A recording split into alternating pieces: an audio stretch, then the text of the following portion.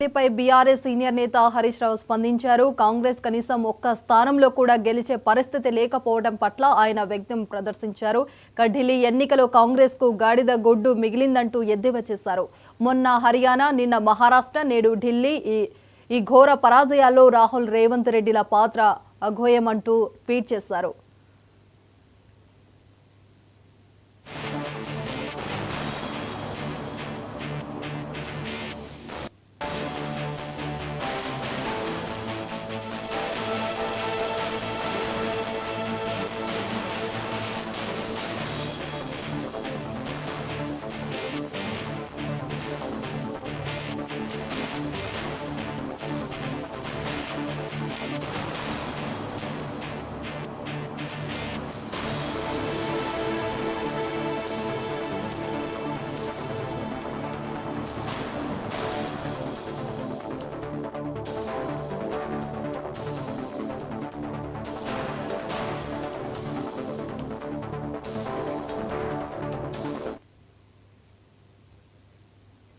ఇక్కడ హామీలు అమలు చేయకుండా ఇతర రాష్ట్రాల్లో ప్రచారం చేసుకున్నంత మాత్రాన ఓట్లు పడతాయా అని ప్రశ్నించారు.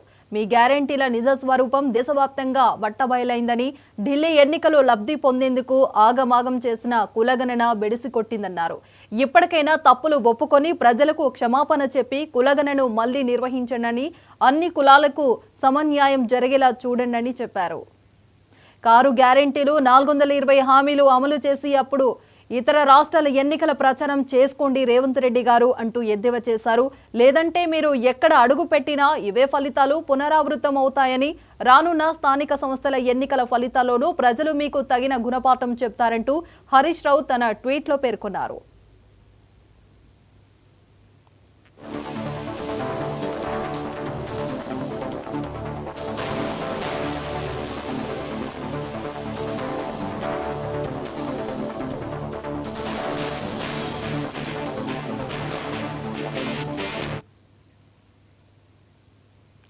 ఢిల్లీ అసెంబ్లీ ఎన్నికలో బీజేపీ అధికారంలోకి వచ్చేసింది. ఆ ప్రపంచానికి చెక్ పెడుతూ బీజేపీ ఢిల్లీ పీఠాన్ని అధిరోహించేందుకు సిద్ధంగా ఉంది.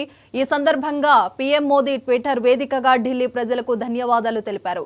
జనశక్తి సర్వోత్తనం అభివృద్ధి గెలిచిందని, సుసంపన్న పాలన గెలిచిందని అన్నారు. ఢిల్లీలోని నా అన్నదమ్ములు, అక్క చెల్లెలు బీజేపీకి చారిత్రక విజయం అందించినందుకు వందనం, అభినందనలు అని తెలిపారు.